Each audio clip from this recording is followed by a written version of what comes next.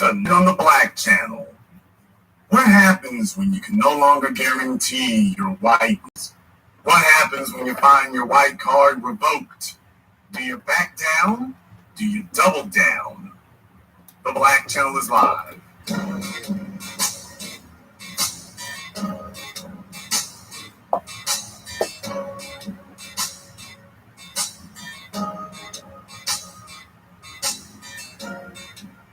Unapologetic, unadulterated, and absolutely uncompromising. Greetings, brothers and sisters from around the world, and welcome back to the home, the haven, the stronghold, and the everlasting super fortress of intelligent black thought. We are the Black Media, and this is the Black Channel, and I am your host, your brother, your humble servant, the voice of Black America, the Black Authority, broadcasting to you live from the only historically Black college and university of higher education and learning in the cosmos. You are, of course, welcome to join us. And join us you shall, because on tonight's program, last night I was talking about controlling a population through fear. That's what I was talking about last night. Last night we were talking about 9/11, and it's been 20 years since that happened. We were talking about those events. We were talking about those circumstances. And I wanted to take this as an opportunity to review some other parts of that, because you wake up in America, you wake up in white society, and there come these times, these instances, these moments where the situation crystallizes itself. It really does. And then you find out exactly what it is that doesn't work. You find out exactly what it is that can't work out for certain folks. And so it becomes a situation where some people who thought things were going to go one way found out it was going to go another. And there was one thing that I saw, and I wanted to cover this before, but we're going to go ahead and cover that now. There was a fella here, Mr. Dean Obadella, and I think that this really encapsulates a lot of it here.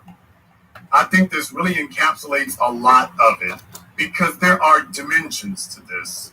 There are levels to this. And you're really looking at a situation where a lot of folk are saying, what happened for me?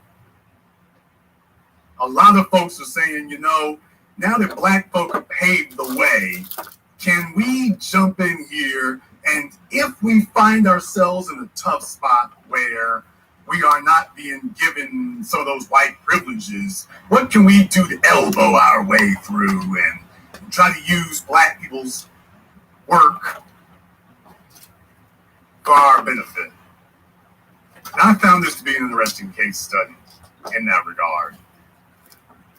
As you can see from the title of it, on 9/11, my white card was revoked. Okay. By Mr. Dean Abadala. On my credit card? Yeah. On September 10, 2001, I went to sleep a white guy. On September 11, I woke up an Arab. You got enough for yours? That's the first sentence these mine? of the first paragraph of this article he wrote. First words he says: when I went to sleep, September 10, 2001, I went to sleep a white guy. On September 11, I woke up an Arab. I remember that. Now, as you all know, it wasn't until the 1970 census that the current day so-called Latinos, Hispanics, were separated from white society. It wasn't until then that they were officially separated and sent out on their own. Before then, they were considered and classified as white. And the fact that they were considered and classified as white before, and nobody said anything, tells you that if that ever changes in the future and they're reincorporated, there would be no problem with that happening. There'd be no problem at all. that could very easily occur. That's the real point for you to understand.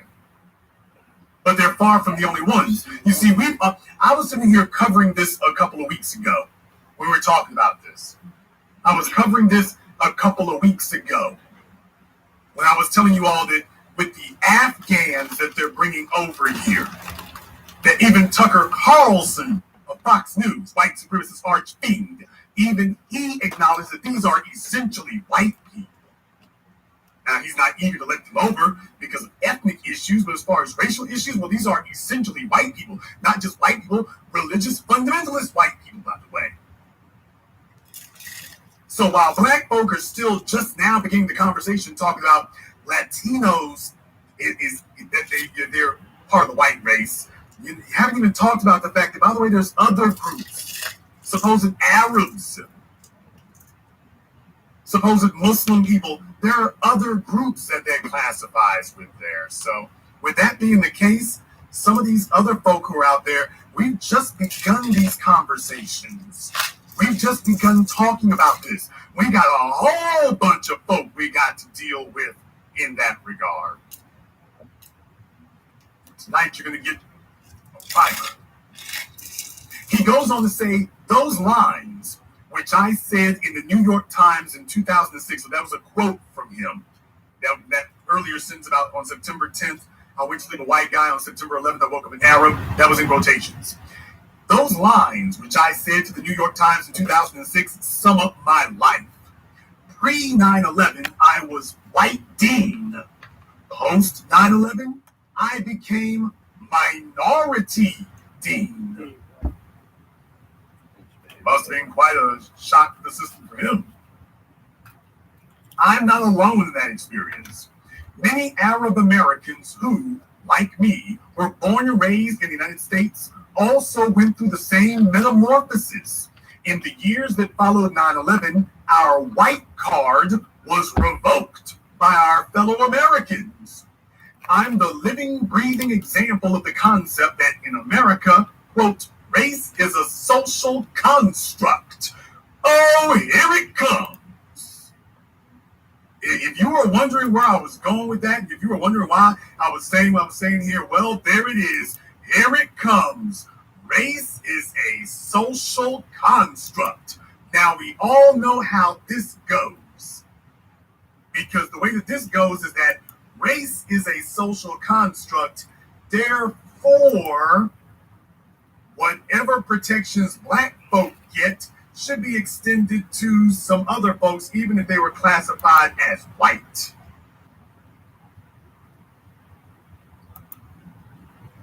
So just recognize where that's going.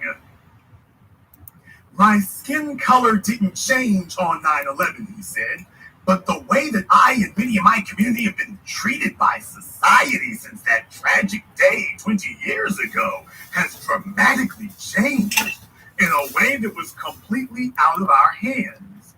After that day, we were seen not just as members of a minority community, but as a group demonized and hated by many of our fellow Americans, simply because we shared the same ethnic background and, in some cases, religion as the 9/11 terrorists. While some Americans wrongfully equate Arab with Muslim, a majority of Arab Americans are actually Christian. Hate crime spiked against our Muslim and Arab communities to levels never before seen. It's not that I didn't expect that my life would change after 9/11. I witnessed the tragedy unfold as I stood on the corner of 8th Street and 6th Avenue in Lower Manhattan. If I close my eyes, I can still picture the crystal blue sky on that September morning, shattered by the gray and white smoke bellowing from the North Tower of the World Trade Center. The only one of the towers still standing when I walked outside. And then, suddenly, the tower buckled and was gone within seconds, leaving behind only a blue sky and the sense that America would never be the same. I didn't talk about being of Arab heritage for many months. I was a stand-up comedian at the time and used my middle name, Joseph, in lieu of my last name in the first shows after 9/11 to distance myself further. In time, however, I went from the reluctant minority to a proud and unapologetic one. In between, though, I learned firsthand what white privilege was, because mine was revoked. Now, I want to back this up for a moment here. You'll notice that he said that when I was a stand-up comedian and I used my middle name instead of using my last name, so he's saying that he was calling himself Dean Joseph. You see, this is what is insidious about white supremacy and other groups of people claiming that they are somehow minorities like us and oppressed like us. You see, all he's got to do is a name change, and bam, he can enter whiteness. All he's got to do is a name change, dropping a surname, and bam, he can adopt whiteness. You see, that's how far from being oppressed, how far from being discriminated against. That's how far from suffering under white supremacy he is. He is a name change away from being able to do that. Just a name change away. The dropping of a surname, the dropping of a suffix. That's how far away he is. And then next thing you know, he's white, with all the protections and privileges thereof. There it is. Just that easy for him to avoid the slings and arrows and oppression that we as black folk have to deal with. So you see, he understands what white supremacy is. Let's be very, very clear. He knew he wasn't white, but he understood what white supremacy is. Do you get that? He understood it. The very fact that he knew how to maneuver within it to conceal himself tells you, oh, I know the rules. I know the rules.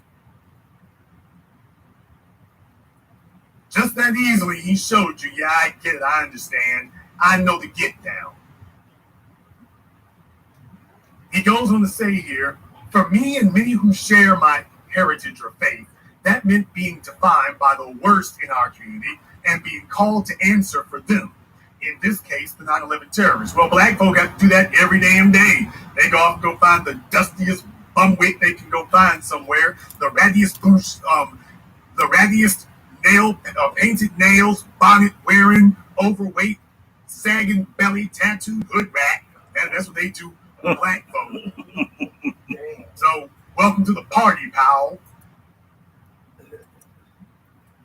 I can't tell you how often people, from politicians to pundits, demanded that Arab and Muslim Americans denounce these terrorists from other parts of the world who we had no personal connection to except sharing an ethnicity or faith. Quote, why are we responsible for them is a question I would ask. As I traveled across the country in 2012, 2013, making the comedy documentary, The Muslims Are Coming, I learned that if we didn't speak up, many of our fellow Americans truly thought, insultingly, that we agreed with the terrorists. Well, so much for silence is complicity. In contrast, one of the many benefits of white privilege is never being defined by or having to answer for the worst in the white community. Now, I wonder if Mr. Abadella here would be extending this to black folk. I wonder if he would extend this same leniency to black people, that we're not required to answer for folk out there doing things they shouldn't be doing. I wonder. He goes on to say, for example, after the 1995 Oklahoma City bombing by Timothy McVeigh and Terry Nichols, no one demanded all white people denounce them or be viewed as complicit. In fact, after the January 6th attack on our capital, which the FBI has deemed an act of domestic terrorism, there are even some white conservatives seemingly defending the attackers. Imagine the deafening backlash if Arab or Muslim American leaders publicly defended the 9/11 terrorists like this. Well, we as black folk been dealing with, forget pundits, we've been dealing with senators, representatives, governors, presidents, including the sitting president, who have been espousing outright white supremacy, demagoguing black people, and beyond just what's happened to you white Arabs, they've been making laws against us. Laws that are still standing, not some statute or some executive order that can get wiped away by the next executive. They got laws for us, laws that existed for centuries here. So, buddy, you ain't seen nothing. Take a look at how loud you squealing. And you haven't even been through nothing. You haven't even experienced anything. Take a look at how loud you squealing. This is daily life for black people since Plymouth Rock.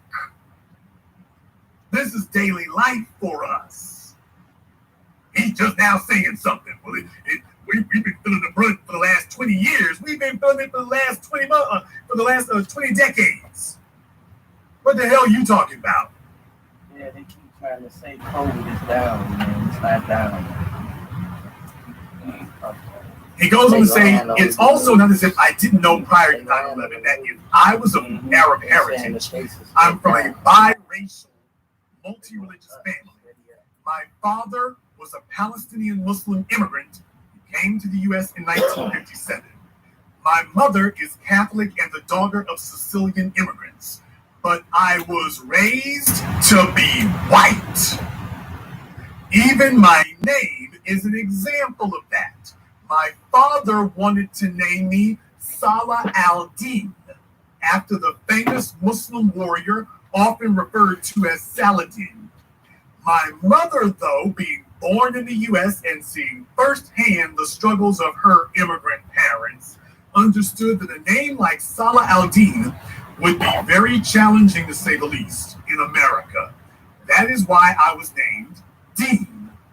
So for those of you who thought I was messing up when I said Saladin instead of saying Saladin, you have been corrected. You're welcome.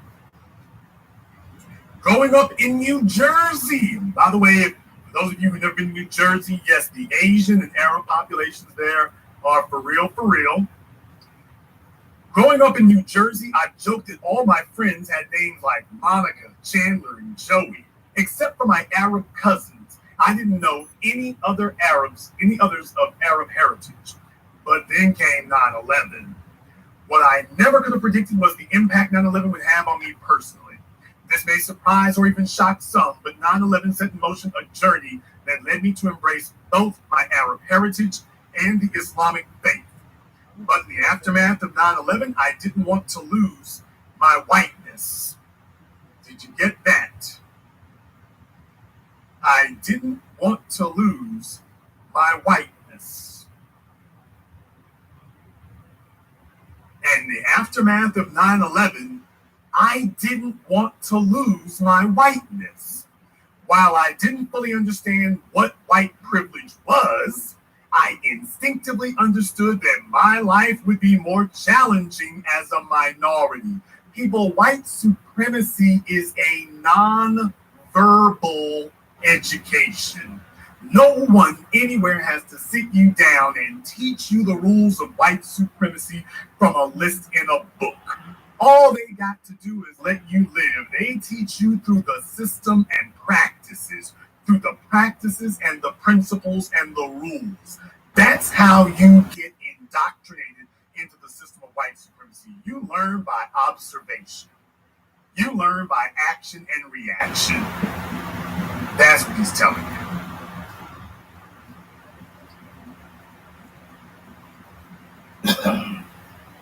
He goes on to say,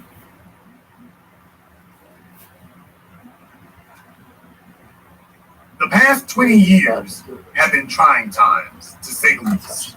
From recent spikes in hate crimes, worse than the aftermath of 9/11, to right-wing politicians openly demonizing Muslim Americans to score political points.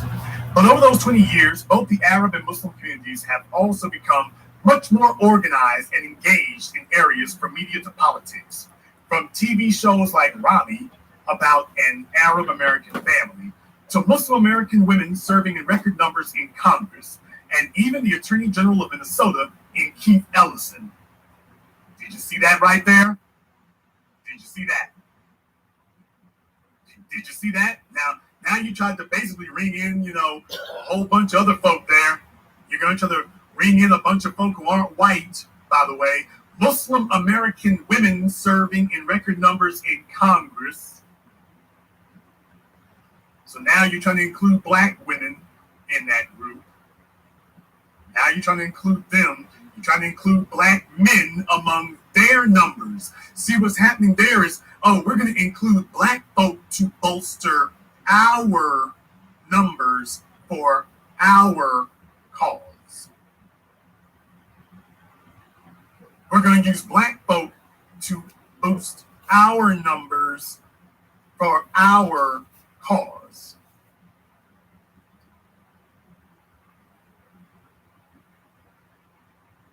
So we're going to bring in Keith Ellison and Ilhan Omar. We're going to bring in some black people, not for the purposes of promoting a black agenda, not for the purposes of defending black people, but if we can use your black ass as a shield to defend us and promote us. Race is a social construct. Did you see how that happened right there? Did you see how that was put together? Did you see how they did that? Just that quickly and just that easily. I want you, if you thought I wasn't going anywhere with this, if you thought, well, are you going to put that in focus? There it is, right there. Just that quickly. In order to defend white Arabs, he immediately goes to include black people and say, well, take a look, there's a point of commonality, as if what black Muslims have to go through is in any way the same as what white Arabs have to go through. Louis Farrakhan and the Nation of Islam have been the focus of the Justice Department, spying and every damn thing else since things started. You don't see any of these white Arab mosques going through the same things the Nation of Islam has. Never has occurred. Hell, you had the damn mayor of New York advocating for them to build a mosque. And this was after 9/11. Michael Bloomberg had the mayor of New York advocating for it. This is what we deal with. Is in no way similar. But take a look at how quickly, let's go grab up some black folk to defend ourselves with. He ends saying 20 years after 9/11, I couldn't be prouder to be a minority, which is something I never thought I would say when I was still white. So just that quickly, I want you to understand, everybody understands the rules of white supremacy. Everybody knows the get down. Everybody knows what you have to do to be safe. Everybody knows what you have to do to be protected. Everybody knows what you have to do. And they also understand that as long as you throwing them boots in the ribs of black folk, that will be enough. That shows you're on the right side of things. That shows you get it. And that's all they're really looking for. That's what they're really looking for.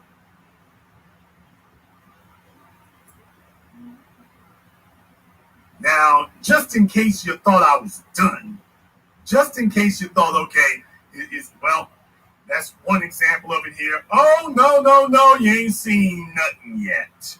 We're going to get to all of that here. We're going to get to all of that. A number of folks out there are understanding the way things are going now. And take a look as they're going to pivot back to us. Everybody's trying to see if they can figure out some way to finagle and to hold on to their honorary whiteness.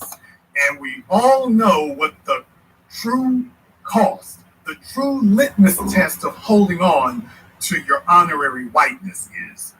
You are judged by how you treat, or should I say, mistreat black people. That is the litmus test for retaining your honorary whiteness. We're going to go ahead and take a very brief commercial, non-commercial break. Before we do, I would like to thank everyone who has contributed to support tonight's program. Miss Star, I see you out there. Everyone who has contributed to support the program on PayPal or Cash App. So thank you very much, Miss Star. My man David, we appreciate that. Farida, we appreciate you as well. Frederick and everyone else who has contributed to support tonight's program. Thank you very much. We appreciate that. When we come back, we're going to be discussing holding on to your honorary whiteness. This is the Black Channel. Within us is a powerful spirit, a God-given spirit. It's a spirit that empowers us to oppose demonic white supremacy. A spirit that motivates us to eradicate racist lies with black truth. This spirit was alive during the rebellion of 1811. This spirit catapults us towards righteous justice. This is the spirit our opponents fear. Is the spirit of 1811 alive in you? Visit us at spiritOf1811publishing.com. Buy our novel, War of the Heart, on sale today at Amazon and Barnes & Noble. Spirit of 1811 Publishing. Our story, our family.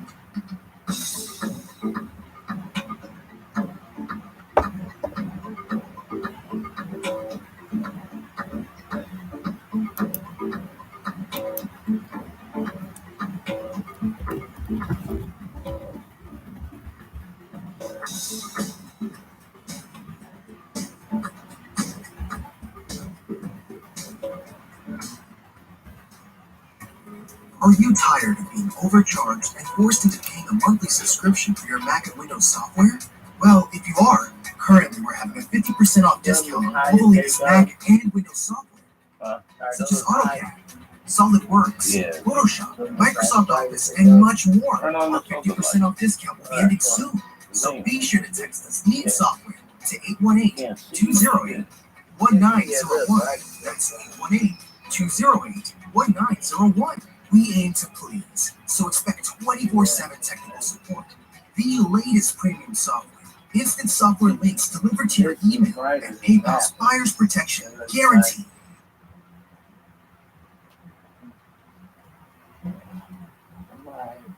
So that makes my eyes adjust.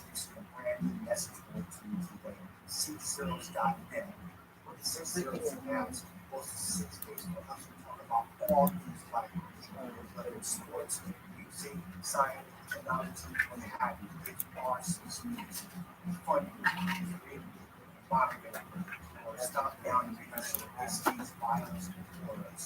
We're giving away 4 gift cards, $100 in the poster with the most likes, $50 in the poster with the most posts, and $25 to whatever else. I would love to see you there on sixcoast.net. As a bold, black, beautiful woman, you need to keep your beauty polished. We understand you are busy building your empire. And so, we bring you what you need to your doorstep at the click of a button. Beautify Beauty Delivery Service delivers your products within 2 hours guaranteed. Subscribe for a flat fee and enjoy numerous benefits like faster delivery, beauty guides, free delivery, and exclusive deals. Go to www.beautifydelivery.com and get your shine on. Subscribe to Beautify Delivery today. Get your beauty supplies delivered to your door in under 2 hours. My name is Black Ice. I'm Case, and we're the Black Area. We are on Black First and Whiteness Light channel on YouTube. Live Tuesday and Thursday night at 8 Is that the blood pressure? Did you take Every a week look we at the bill? discuss controversial issues You and sure? challenge false narratives that are fed back through mass media. We share research with videos and encourage uncomfortable conversations among the Black community. Our show features topics such as exposing fact checkers, the racist history of medical research, the origins of so-called Black Greek fraternity organizations, Christian origins of HBCUs, and much, much more. Look up the Black Narrative on YouTube or go to our website, www.theblacknarrative.tv. Shalom.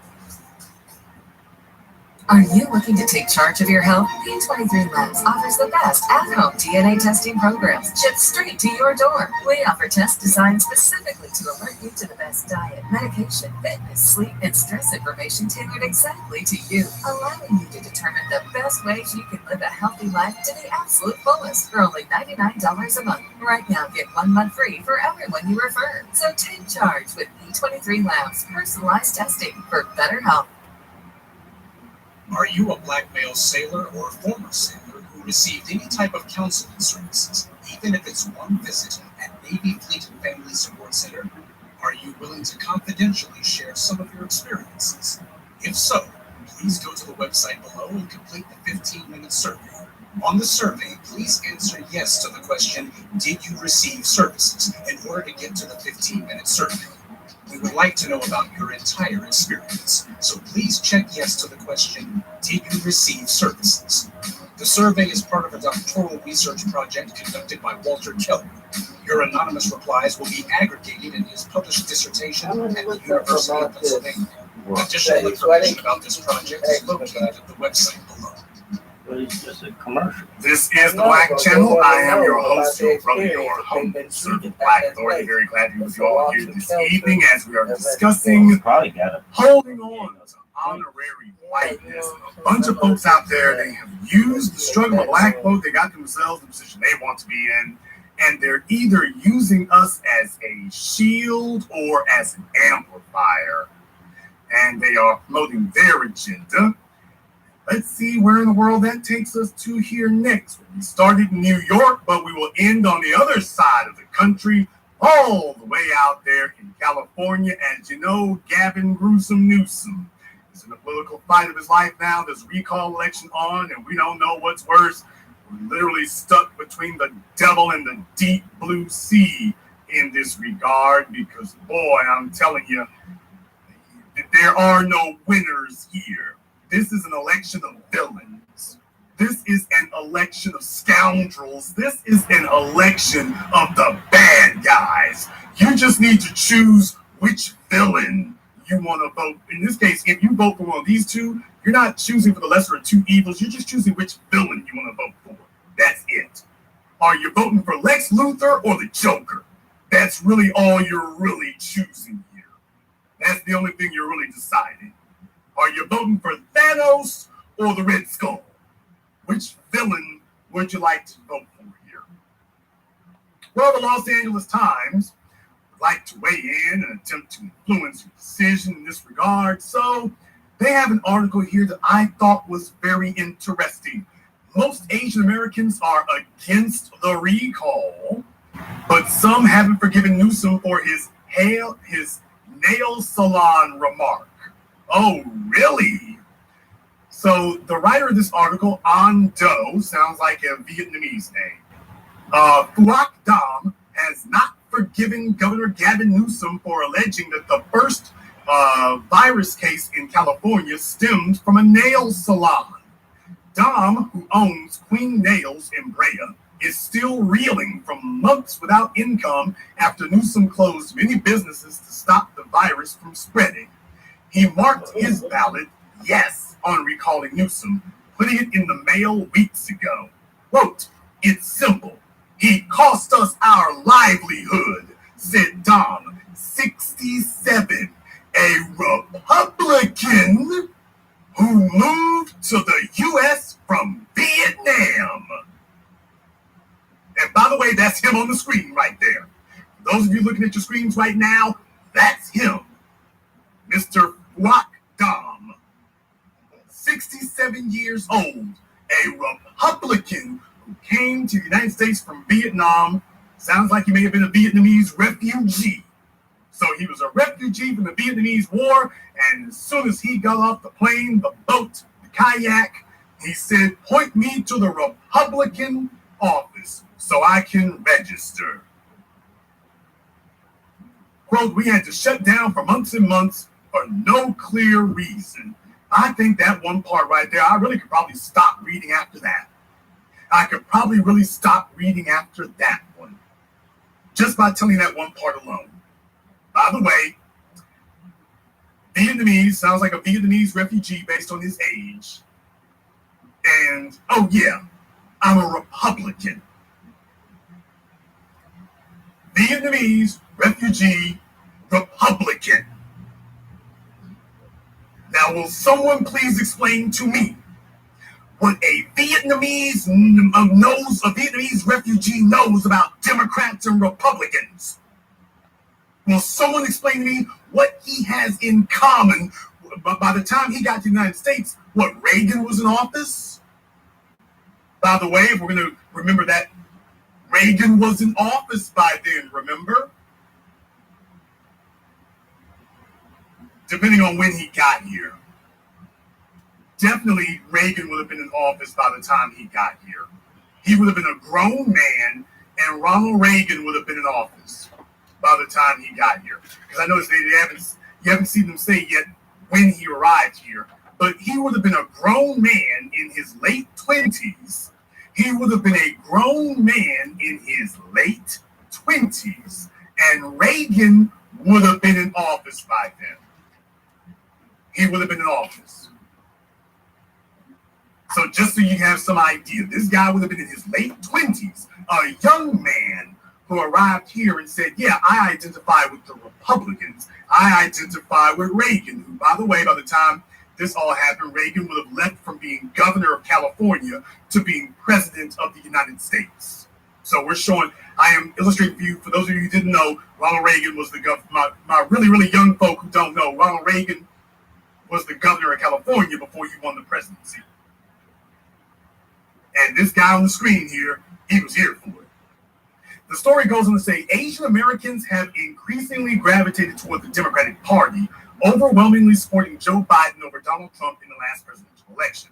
A poll released Friday by the UC Berkeley Institute of Governmental Studies and co-sponsored by the Los Angeles Times showed that 70% of likely Asian American voters are against recalling the Democratic governor. That's a higher percentage than white voters at 56% and Latinos at 67%. Only black voters at 73% are more anti-recall than Asian Americans, according to the poll. So let's get this straight. Black people, while this thing is sitting up here talking about Asians, the reality is black folk are still out there being faithful, old, reliable Uncle Ben. But you notice the Los Angeles Times isn't talking about us. They're talking about everybody else. As Dr. Claude Anderson said, that they have attempted to change the national discussion and take it away from being white and black and instead change it to being white and everybody else. This is what they're doing now. They go on to say, in Little Saigon, opinions are more mixed. Many Vietnamese immigrants are vehemently anti-communist, which often translates into support for the Republican Party. President Trump's tough on China stance endeared him to many Vietnamese, strengthening their conservative loyalties. This is not Jason Black talking. This is the Los Angeles Times talking. This is not Jason Black speaking. This is CNN talking. This isn't me. I'm not the one saying these things. This is CNN and the Los Angeles Times. Finally, after we were saying it here from this very microphone now for over a decade, we've been saying this for over a decade. When we talk about the buffer classes, when we talk about honorary whiteness, these are individuals who getting off the boat from places that you never heard of, and they're coming here and immediately identifying and gravitating to the most vehemently anti-black elements in America, which means they had anti-black principles and anti-black sentiments before they got here. No wonder the government has had absolutely no reservations about bringing more and more of them here. But take a look at where they dump them off at. They take people with blatantly anti-black sentiments, anti-black cultures, anti-black nationalities, and then dump them off in the most black neighborhoods they can. Remember, one of the biggest enclaves of Vietnamese refugees was they dumped them off in New Orleans. So Dutch Morial became the first mayor of New Orleans, and they said, okay, why don't we go ahead and leave plenty of Vietnamese here for you niggas now? Oh, since there's enough of you now to get a mayor elected to control the local government, let's drop plenty of Vietnamese off there. And then you have a Vietnamese city councilwoman sitting up here talking greasy about black folk, talking about all we need in our neighborhood is fried chicken.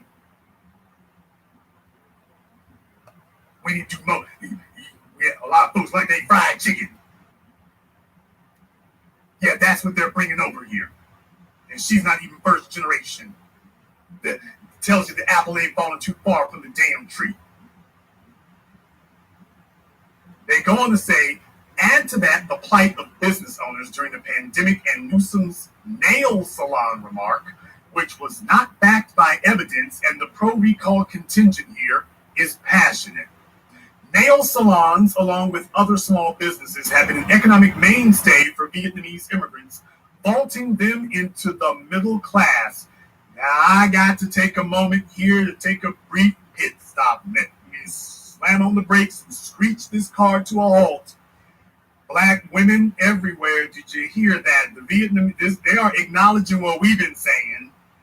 The Vietnamese have utilized the cosmetics industry. They've utilized, personal grooming to, quote, vault themselves not into the working class, but the middle class. And this is why it's outright treason for black women to A, not be doing their own nails, and B, most certainly not doing it for each other. Because these other folks have sat here and capitalized off of self-hate. Because let's be very, very clear, the majority of the Asians' customers are black folk, black females specifically. Their salons are not full of white people. White people got their own folk to do that. They've been vaulted into the middle class by black folk. They've been vaulted into the middle class by black people, specifically black women. It's not a bunch of white folk at their salons. Hell, ain't a bunch of Asians. It ain't a bunch of Asians, by the way. So just thought you should know, if you want to know how they were able to afford to gentrify you out of California, yes, your money doing it. They go on to say, Vietnamese language radio and television commentators have called the Republican-led recall the, quote, top issue facing the state, sprinkling their reports with images of Democratic heavyweights like Vice President Kamala Harris and former President Obama campaigning with Newsom. The Vietnamese media has tried to stay neutral, offering information on what it takes to mount a recall while highlighting the optimistic mood among Democrats as well as Republican efforts to topple the status quo. Larry Elder, the Republican frontrunner to replace Newsom if the recall is successful, has courted Asian voters by attacking the governor's business shutdowns and highlighting how Asian American students have been hurt by affirmative action. But whoa, wait a minute. All the Biden butt kissers and all of you Democrat donkey riders have been spending decades telling us, oh, they minority like us. Why, Jason, you wrong. Why, they see themselves as black like us, Jason. See, that's the problem right there. You don't really understand why it is. You don't really understand. They see themselves just like us, Jason. They see themselves just like us. I got a tune for y'all.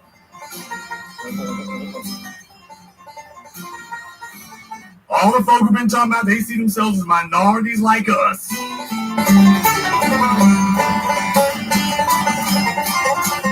Yeah, tonight I'm hitting the banjo music just for you. You can go ahead and get your thistle and your straw hat and your overalls. I'm hitting the banjo music just for you. Because you're the one pulled this one out. You can go ahead and cut a rug to that. Larry Elder is sitting here with straight white supremacist Fox News talking points, and there's an Asian American contingency, specifically in California, because remember, it's the Asians who were going against it in California. They were loving that. Oh, well. It goes on to say, but Elder, a conservative radio talk show host with roots in South Los Angeles, has not caught on broadly among Asian Americans, either in Little Saigon or statewide. The UC Berkeley poll showed 23% of likely Asian American voters selected Elder for question 2, the lowest of any ethnic group. Well, so much for your minority coalition. Dom, who has owned his nail salon for more than 20 years, said he left the second question blank because he is not familiar with the challengers. Bullcrap. After reopening last fall, his salon is down from 22 employees to 10.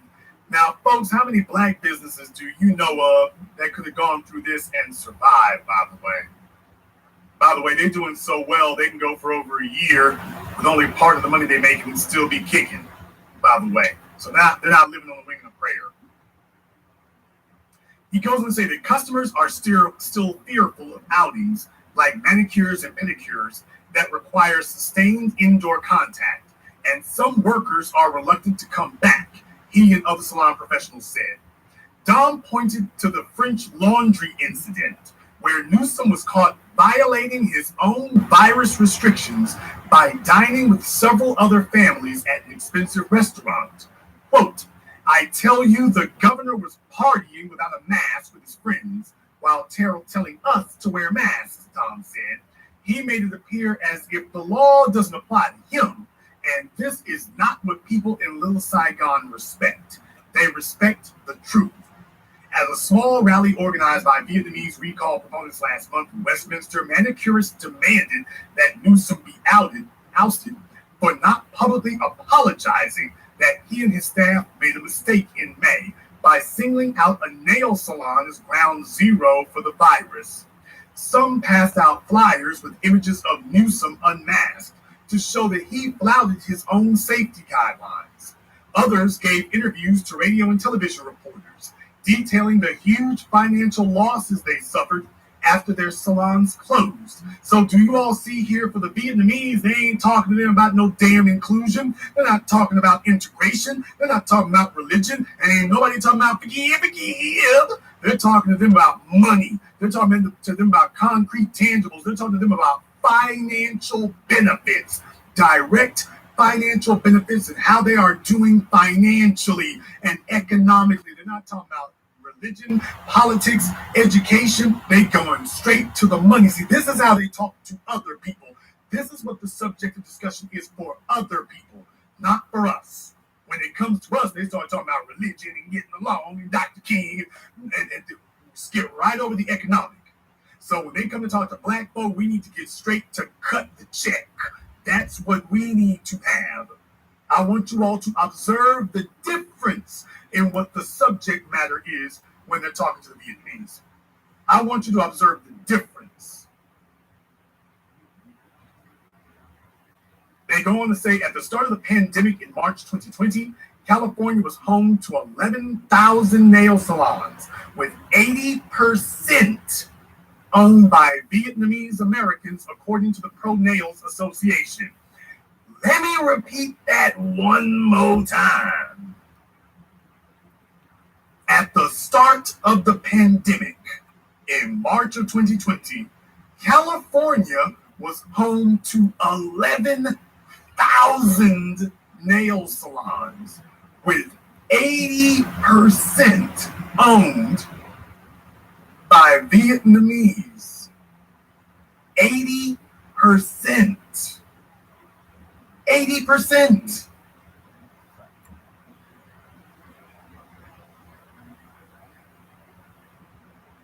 Consider that for a few moments. So about 9,000 of those 11,000 owned by Vietnamese.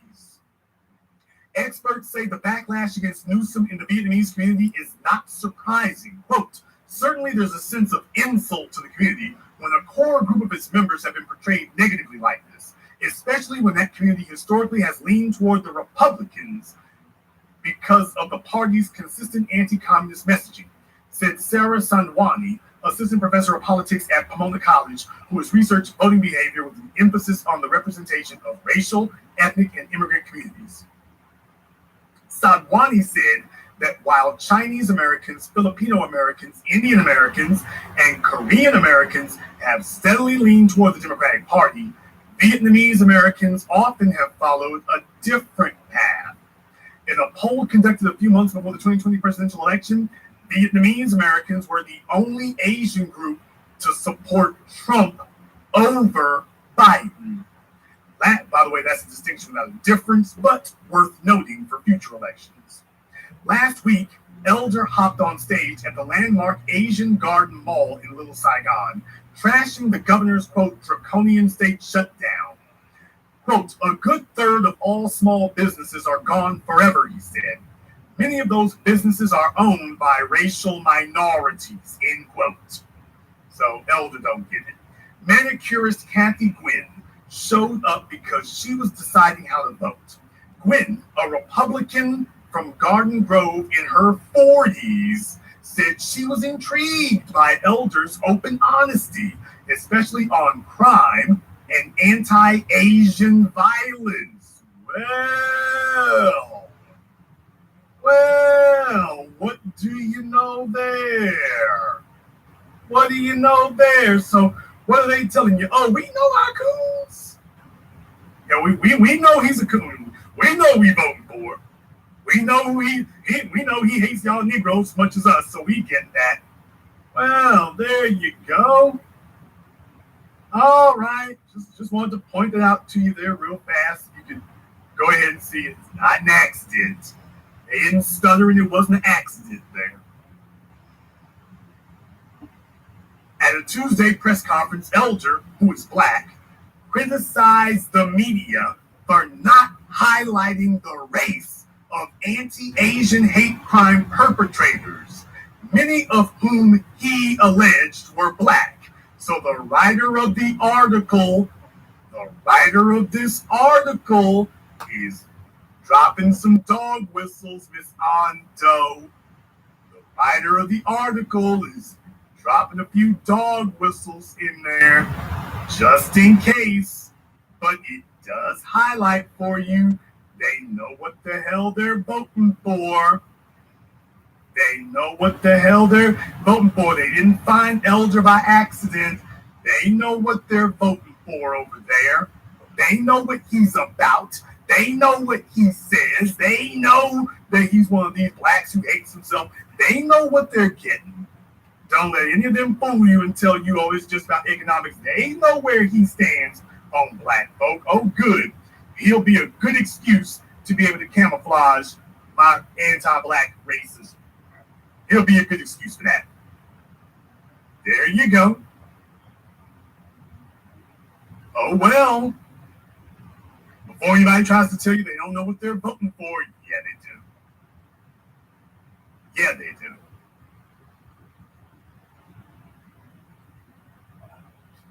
It goes on to say here that Gwen said that she, quote, appreciates that this is a man who highlights the race of the perpetrators of crimes when sometimes politicians are afraid to mention race.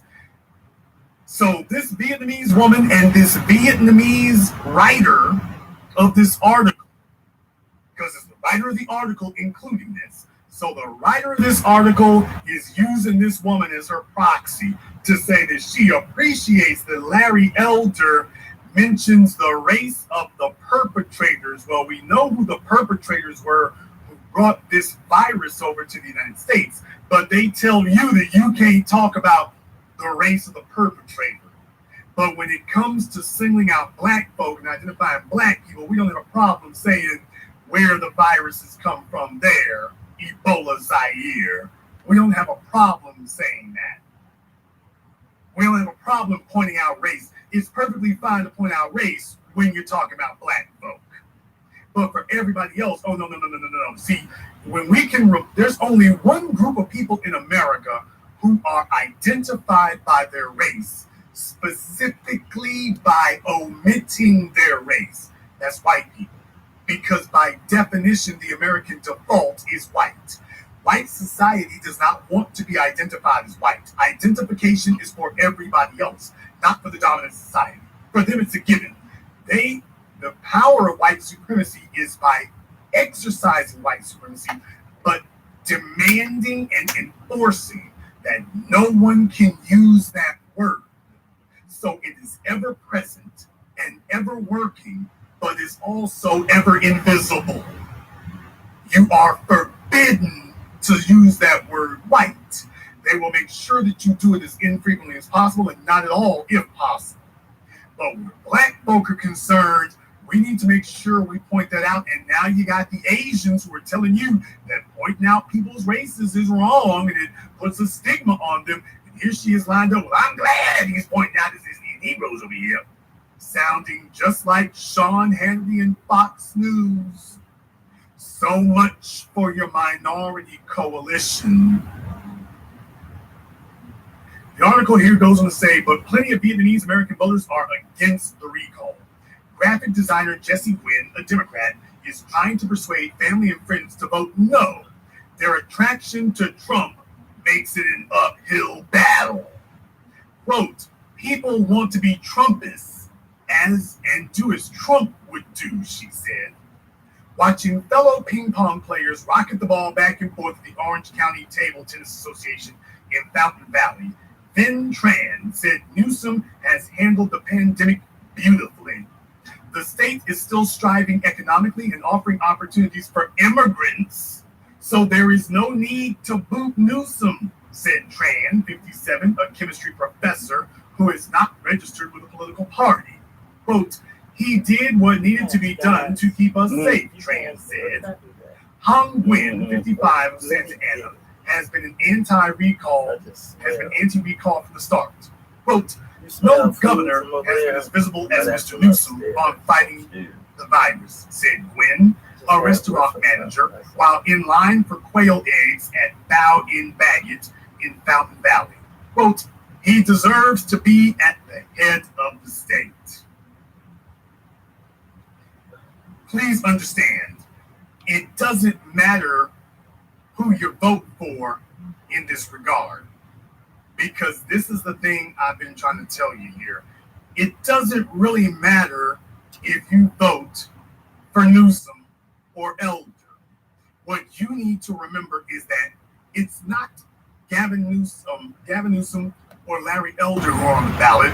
White supremacy is on the ballot. Neither of them is backing a black agenda. You got the one who doesn't back a black agenda and does it quietly, and then you got the one who outright yells at you that he doesn't have a black agenda. Matter of fact, he's here to undermine you. Well, both of them are here to undermine you. One is telling you outright, and the other one is whispering it behind closed doors.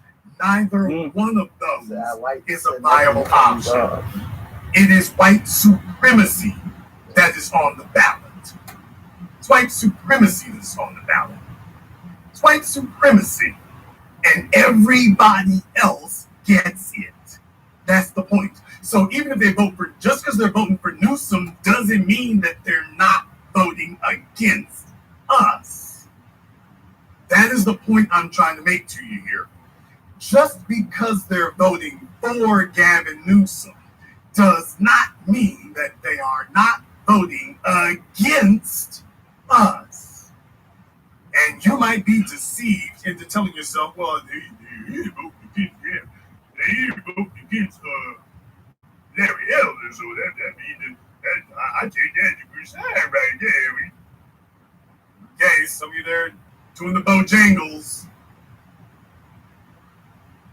Just because they're voting for Gavin Newsom doesn't mean they're not voting against us. You can vote for Larry Elder and be voting against us, but guess what? You can be voting for Gavin Newsom and also be voting against us as well. Remember what Neely Fuller taught us all. White supremacy always takes both sides of an issue.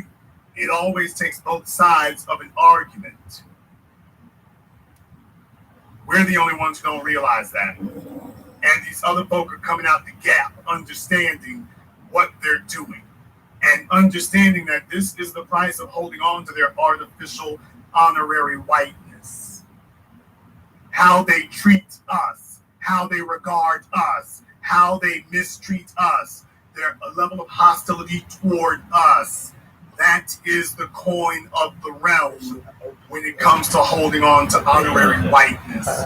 So they can sit here and talk about anti-Asian this, anti-Arab that. White society is not worried about that. White society wants to know, so how do you feel about how you're going to treat these Negroes over here? That's what we want to know. How do you feel about that? Because they understand that ultimately these other groups are not trying to overthrow white supremacy. They're merely trying to elevate their own status within white supremacy. They're not trying to destroy the system. They're trying to improve their position in it, but they're not trying to destroy it. Black people are the reason why the majority of black people vote are aligned against Larry Elder is because black people are the only group that is actively, routinely fighting white supremacy. Everybody else isn't. Everybody else wants to figure out, are there any more cookies and crumbs they can scrape off the table? That's it. But they are not attempting to dismantle this system, and none of them are trying to destroy it. None of them. So just understand, they're they're not voting for Newsom because they think that's going to be a blow against white supremacy. They said what they said. Why? Take a look at how great this will be for, quote, immigrants. They ain't talking about you. They're not talking about you. When they talk about immigrants, they don't mean you. They don't mean any of us. You got big old Asian communities out there. They're not talking about any of us. When you talk about minorities and whatnot, that's not who they're talking about. Just understand that. That is not who they're talking about. Right now, there's a push by all these groups here to try to hold on to their honorary whiteness. Latino, Asian, Arab has become everybody against us. And they're all showing you just how easily they can assimilate into the system, just how easily they can be assimilated by the society. And their honorary white status will be honored.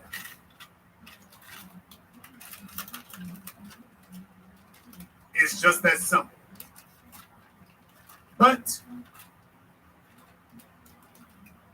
maybe you disagree. So we're going to go ahead and open the telephone lines. The number is 646-787-1933. That's 646-787-1933. Your personal access code to the blackest radio program in existence, the only one of its kind on planet Earth today. As always, you are welcome to join us. We are discussing here tonight about groups holding on to their honorary whiteness.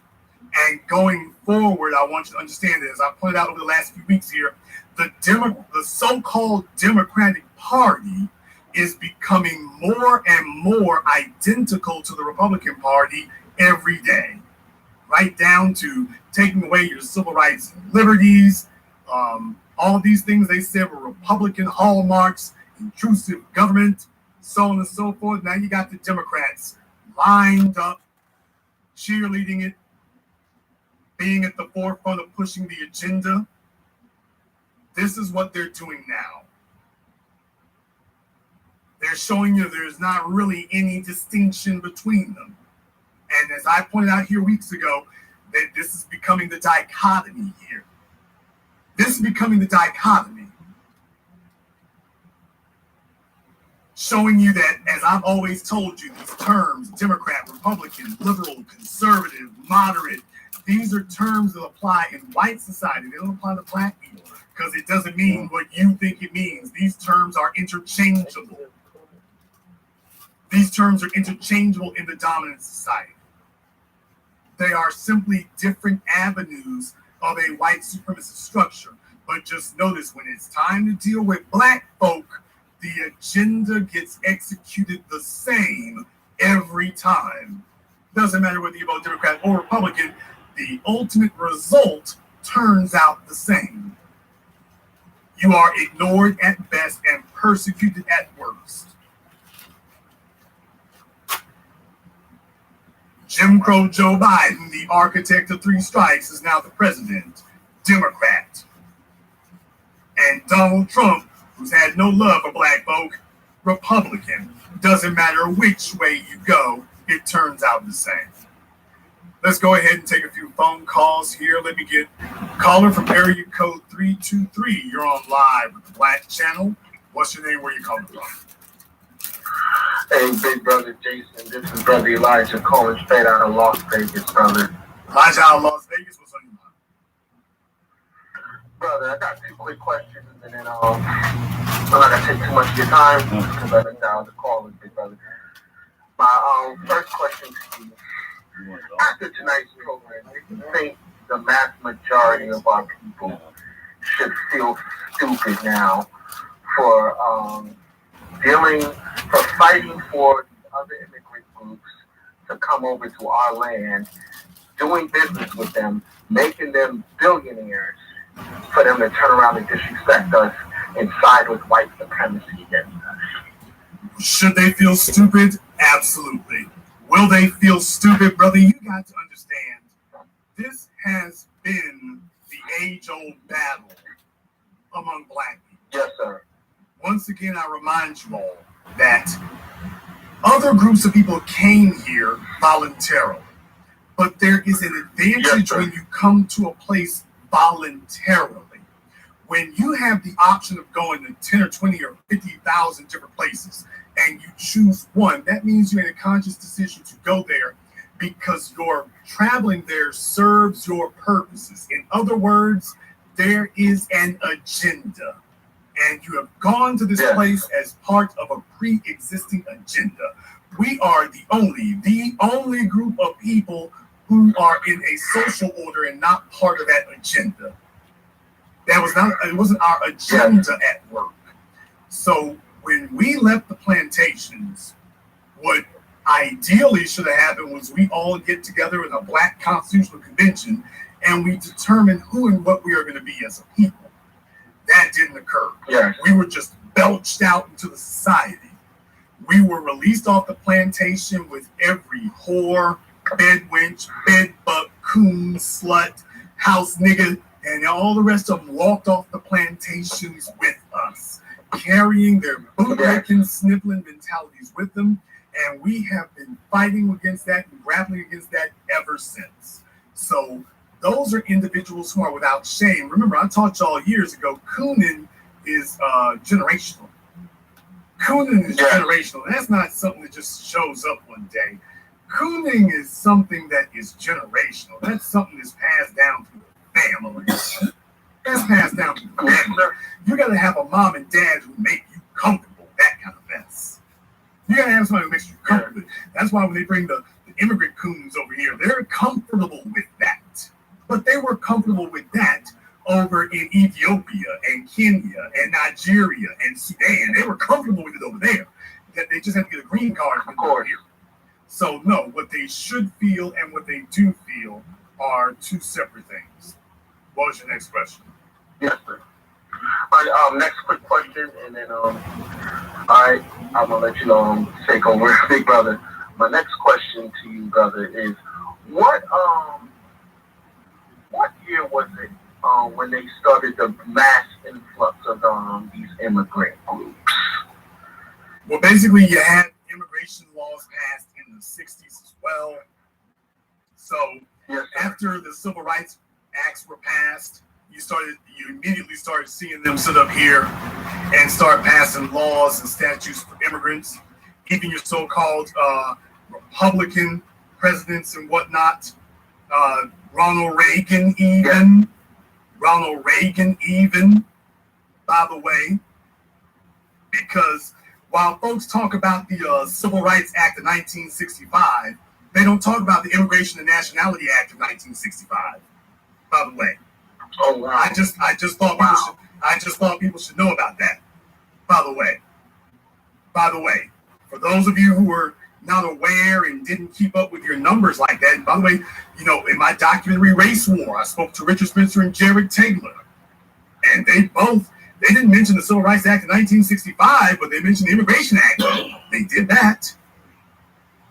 Yeah. So just understand, for those of you with all of this focus that they give to the Civil Rights Act of 1965, you don't hear them say so much about the Immigration Act, Immigration Naturalization.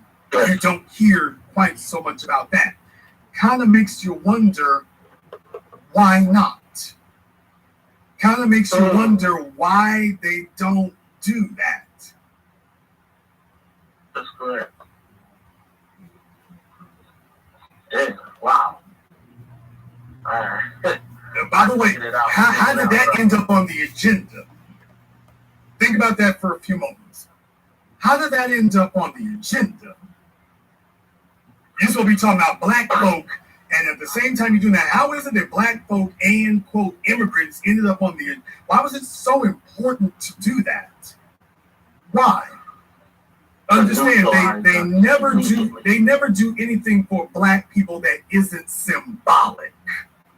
So if they're passing a, quote, Civil Rights Act for you, it is because they've already figured out a way to make it symbolic. They've already done something to neutralize it, so that you're sitting up here thinking, finally, we made some major wins here, but they put a poison pill in it, and they know that either immediately or over time, it is going to neutralize whatever it is you think you're going to get. They've already put it into motion. Understand, their goal is real simple. Get us out the damn streets.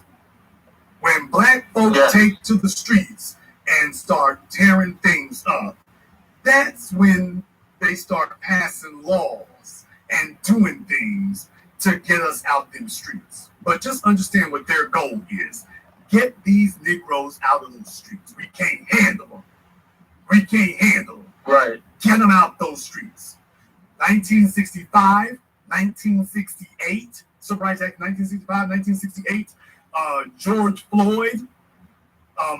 Every time you turn around and black folk take to the streets in mass, next thing you know, here we come. Civil Rights Act of 1965, Civil Rights Act 1968, Martin Luther King Jr. Day. Black folk take to the streets again in 2020. Next thing you know, Juneteenth is a national holiday.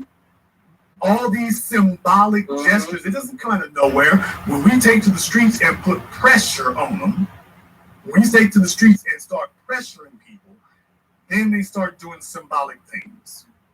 Thank you very much for giving me a call tonight. Let me get caller Miracle 773. You're on live, Black Channel. What's your name? Where are you calling from?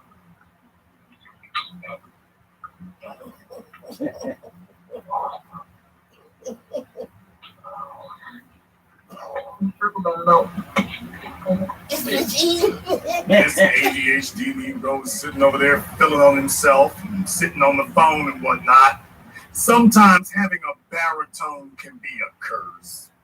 Caller from area code 225. You're on live with the Black Channel. What's your name? Where are you calling from?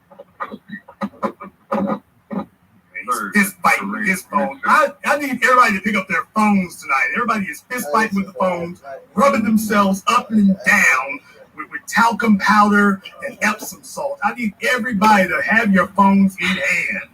What is your name? Where you calling from? This is Kareem from Mississippi. Okay, Kareem from where at Mississippi? Mars Point, Mississippi. All right, what's on your mind? Yes, sir. I've been tuned in on your channel for a few months.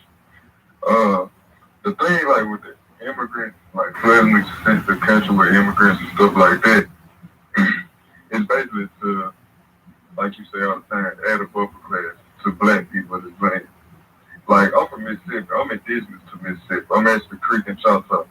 And I've been going through the court system where the local court system trying to get over 100 and some acres back, not including other land patents that's associated with my family.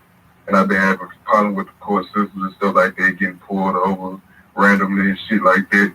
Excuse my language. But yeah, that's the Democrats and the Republicans are all the same. Bring in immigrants, flood our country with immigrants. No, we hold a loaded title and add shit to this land base. So they use that to deter us away from the real goal. And that's why they always say they got to study reparations, because there's a lot of people that played a hand into our demise over here in North America. Well, notice they're not talking about studying that. They're not studying what they're going to do for the Afghans. They're talking about they've already done it. For the Afghans, they didn't say we're going to study. Well, I'm giving you a context here, brother. They didn't talk about studying doing something for the Afghans. They just got to doing it. They didn't talk about studying doing something for the Asians. They just got to doing it. They didn't talk about studying doing something for Latinos. They just got to doing it. It's only when the subject matter comes to us, they become stalling, stonewalling, brick building. Next thing you know, nothing can get done. Thank you very much for giving us a call tonight. Let me get call area code 843. You're on live with the Black Channel. What's your name? Where are you calling from? Yes, Phil from Beaufort, South Carolina. Okay, Phil from Beaufort, what's on your mind? I don't know why it is you don't. I mean, I understand that you don't like either one, Democrats, Republicans, and I'm not trying to defend Republicans, but we're the one that's worse for black people by far, Democrats, because all the things that they support, things like government aid, Section 8, mass abortion, immigration, refugeeism, drug legalization, all of those are millstones around the neck of black people. And so having them in power is only going to increase that. And so I don't, like I said, I'm not arguing in favor of Republicans, but I don't see why you feel like they're equal and they're not, because they, the intergenerational poverty that Black people have experienced have been because of things like government aid and food stamps and things like that, and always checking in with the county to make sure that your income is low and is limited, so that you never are able to gain economic come up. So I just don't see why you don't say that.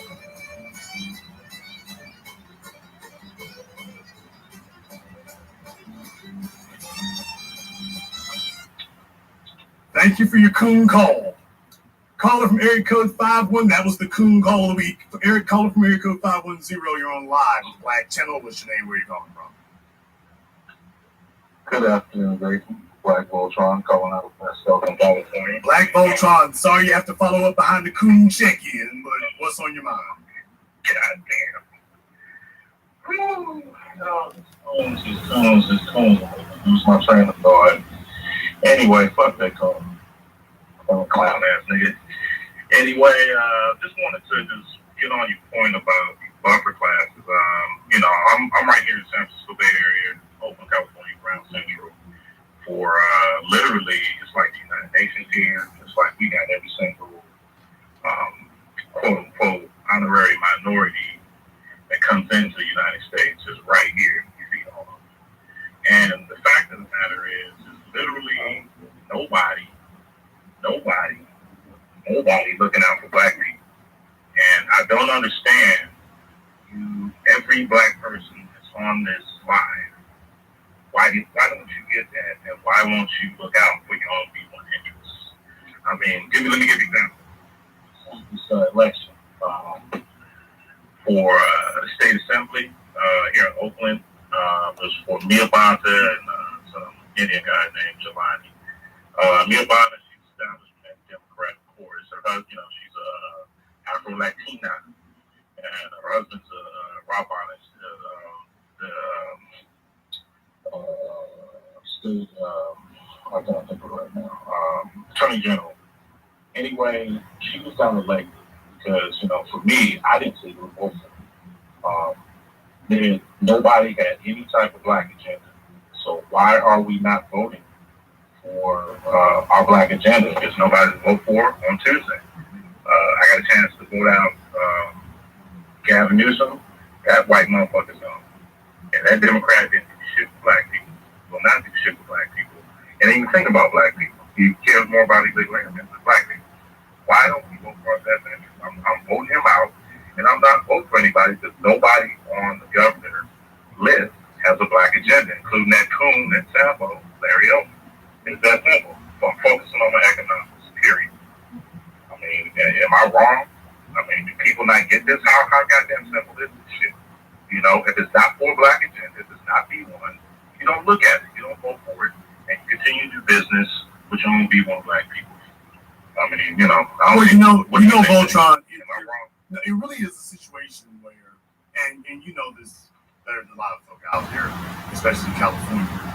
Dude, so many of them have been abused for so long. There used to be a saying in politics, he's the son of a bee, but he's our son of a bee. And there's a bunch of Black folk who really have adopted that, well, they ain't gonna do nothing. The Democrats are bastards, but they're our bastards. They really do feel that way. But white society says that they mean that in an annoying way. Black folk tend to sit up here and overlook outright atrocities.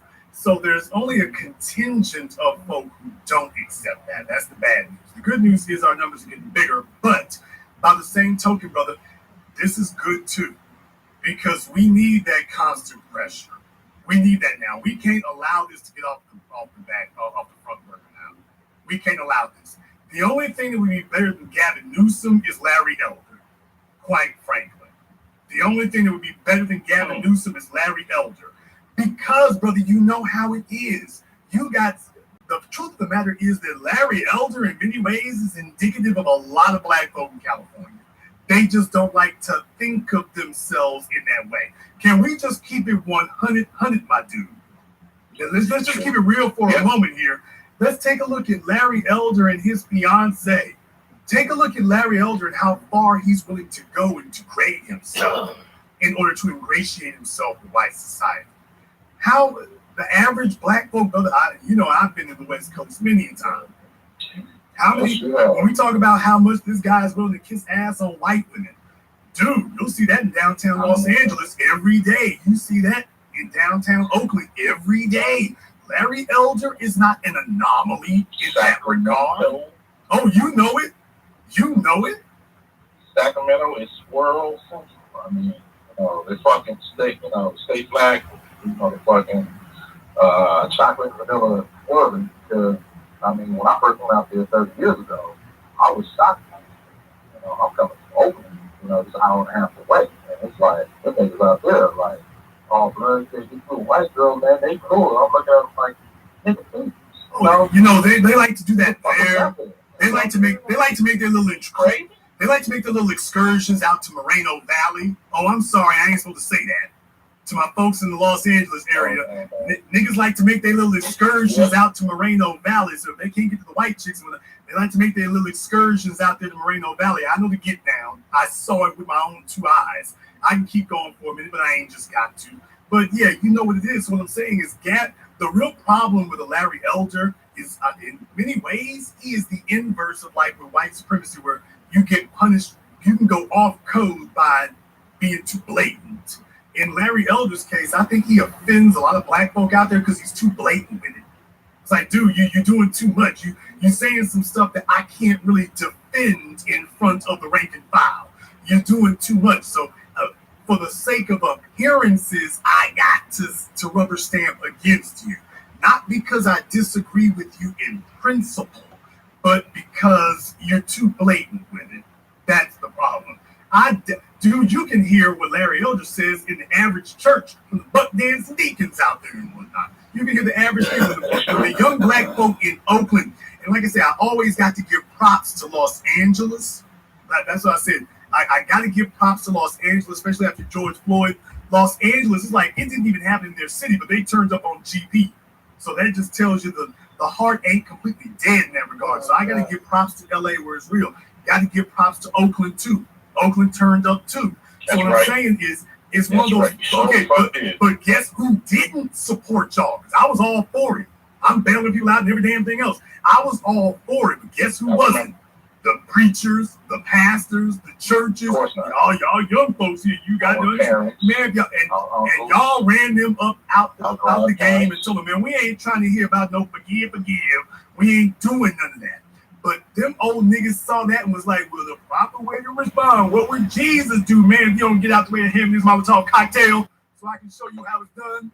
And that's what you're supposed to be doing. Okay. So what I'm saying is those folk there will tell you they don't agree with Larry Elder, and in reality, in principle, they do. Okay, but here's the thing, Jason. I mean, everybody on this broadcast, everybody listening right now, are y'all ready to go against your parents, your grandparents, your uncles, your aunties, your cousins, your nieces and nephews? Are y'all ready to go all out, be one like that? Are you for real? Yeah. Possibly your wives, your husbands, children. I mean, are y'all that serious? I mean, sounds like PJ. There's a fire. Black folks need more pain. There's a what? I had serious pain. Brother, black people are so. I'm just gonna say it as a group, not as exceptions. I ain't gonna talk about Los Angeles, South Central or Oakland, because Oakland's where the Panthers came from. But as a group, we're going to talk about black people as a group. Black people as a group have become institutionalized. I won't say desensitized necessarily, but certainly have become institutionalized to the punishment of white supremacy, the embarrassment, the humiliation. They've become acclimated to it. They've become used to it. It doesn't have that sharp offense to it that it should. So the normal amount of discomfort, humiliation, degradation that would be unacceptable to other people is acceptable to black people. We've developed a tolerance for it as a group. Black people have developed a very shameful tolerance for this kind of thing. So whereas 5 pounds of pressure would be enough to set other groups off. In our case, it takes about 25 pounds of pressure. So what does that mean? I mean, do I wish it was different? I damn sure do. But dealing with it the way it is, man, look here, crank that sucker up to 50 pounds. And just leave the switch on. Don't turn it up and then turn it down. Turn it all the way up to 50 and just let it go. Because unfortunately, Black folk are desirous to go back to picking the cotton. And if you don't keep that pressure on them and just let it burn, they're going to go back to picking the cotton. I'll let you have the last word. Well, thank you for taking the time, Jason. And, unfortunately, intelligent Black society out there, we're damn near back on the plantation. We are damn near back on the plantation. And unfortunately, most Black people don't see it. So we're all going to have to be the individual Jason Blacks, the Tariqs, the PVTs. We're going to have to take that to our own local areas and preach the word. Thanks for taking my call, Jason. Be one to the fullest. Black first, thank you very much for giving us a call tonight. Let me get a call from area code 704. You're on live with the Black Channel. What's your name? Where are you calling from?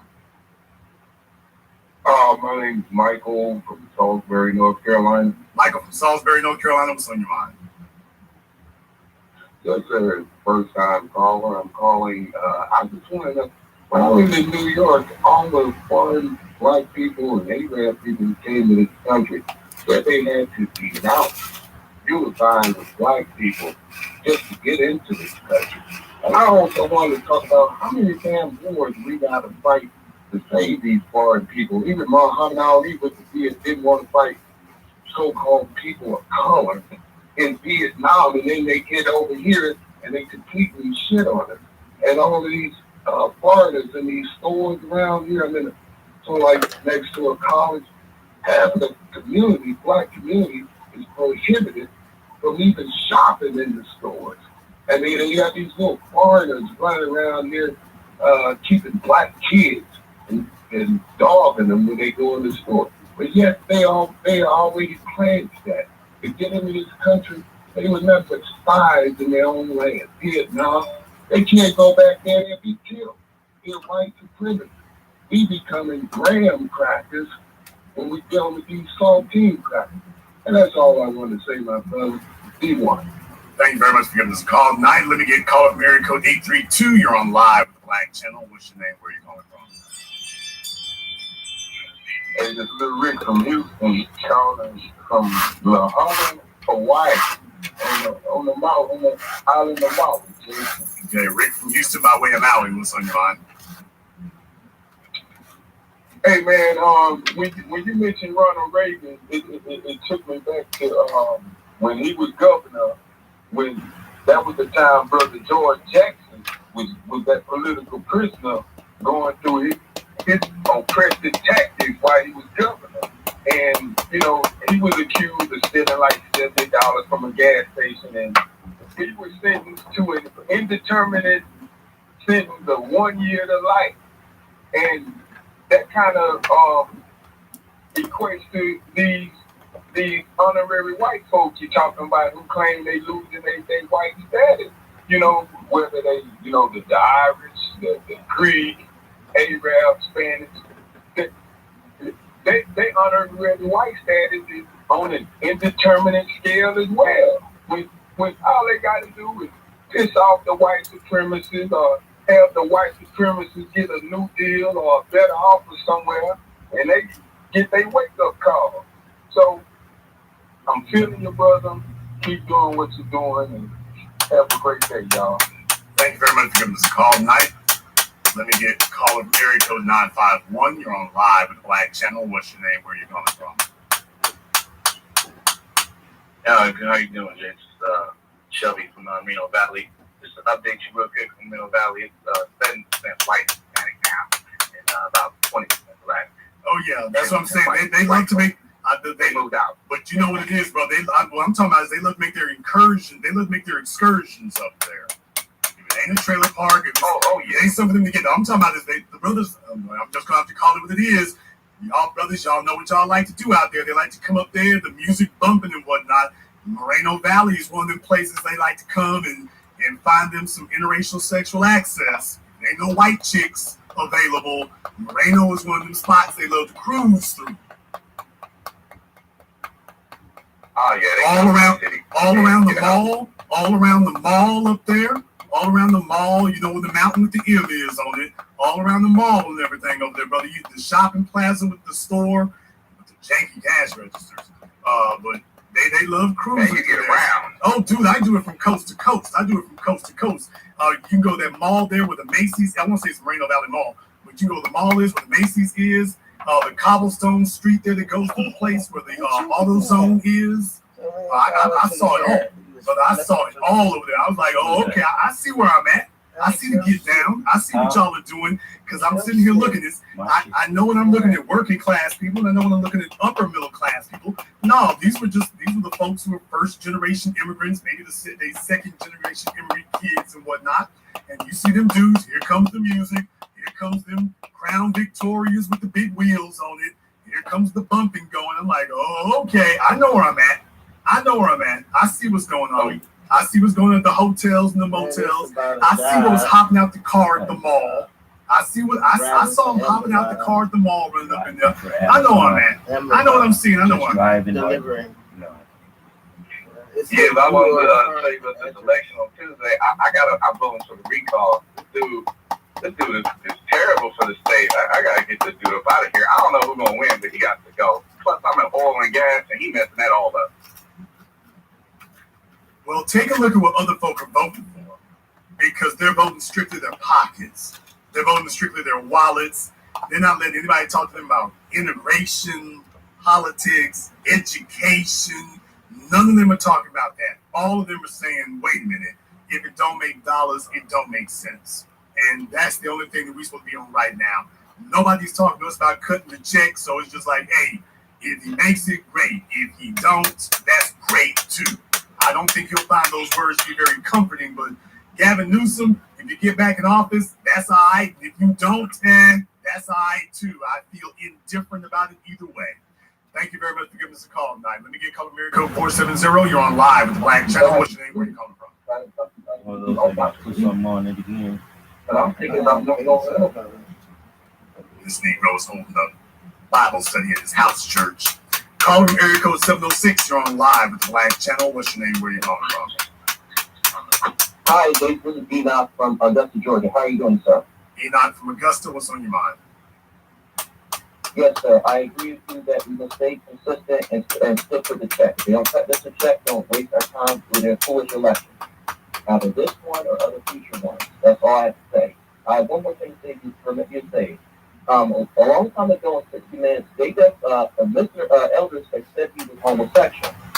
You might want to check that out if you have time to. Not as relevant, but that's what he said he was, okay? So everything about this man is nothing but disguise and a fairy tale. That's all I have to say about it. Thank you very much for giving us a call tonight. Please do give us a call again. Let me get caller from area code 626. You're on live with the Black Channel. What's your name? Where are you calling from? LA. Okay, L out of LA. What's on your mind? So one thing to say. I spoke to my nephew most recently. We stopped having contact with the simple fact that he said I sounded like a Trump supporter. Something. Yeah, right. Okay, get it. Be one. I feel nothing. They take our stuff. Okay, Once you get the money. be interesting to see how that goes down at the Thanksgiving dinner this year. Hopefully it doesn't end in pinfall. That's it. Brothers and sisters from around the world here, everybody is jockeying for position. Everyone is trying to see how they can get themselves back where they were. They want to know how they can get themselves into position to reinstate their honorary whiteness. And there's going to be a whole other fallout if you're not watching that. Let me take one more phone call. Caller from area code 707. You're on live with Black Channel. What's your name? Where are you calling from? Hey, Jason, it's CJ from Oakland. CJ from Oakland. What's on your mind? Yeah, I just wanted to touch on something you said earlier. I really liked it. You said that we as Black people have basically been institutionalized. And I agree that I think it's going to take a lot more pain for us to get it, because just so many of us don't get it. It's sad to see every day, but in so many ways, we're just out of it. You know, it's going to take a lot for us to wake up. But yeah, be one. Black First, brother, thank you very much for giving us a call here tonight. We're going to go ahead and wrap things up for you here. If you are new here to the Black Channel, welcome to the Haven of Intelligent Black Thought. We do this every weekend, over 126,000 subscribers and rising. We are not a little thing because we are the Black media. So make sure you click that red subscribe button and click that yellow notification bell. YouTube does have us under a shadow ban, but that's okay because we are now at 127,000 subscribers. Since I started the program tonight, we were at 126,000. We're now at 127,000 subscribers. So they can try to slow us down, but stopping the train is impossible. Will not be done. Click that red subscribe button. Click that yellow notification bell. And if you haven't been to our website, blackchannelfilms.com, you want to go there and check out our groundbreaking best-selling documentary work, 7 a.m., Gentrified, Race War, all available on DVD, on Amazon for streaming. Go to blackchannelfilms.com. That is blackchannelfilms.com. I want to thank everyone who has contributed to support tonight's program, either on PayPal or Cash App. Thank you here to Stephen and to everyone else who has contributed to support the program here tonight, because lip service is not service. I appreciate your support as always. And this concludes tonight's broadcast of the Black Channel. I am your host, your brother, your humble servant, the Black Authority. And until next time, my brothers and my sisters from around the world, remember, Black is the future, and the future is not honorary.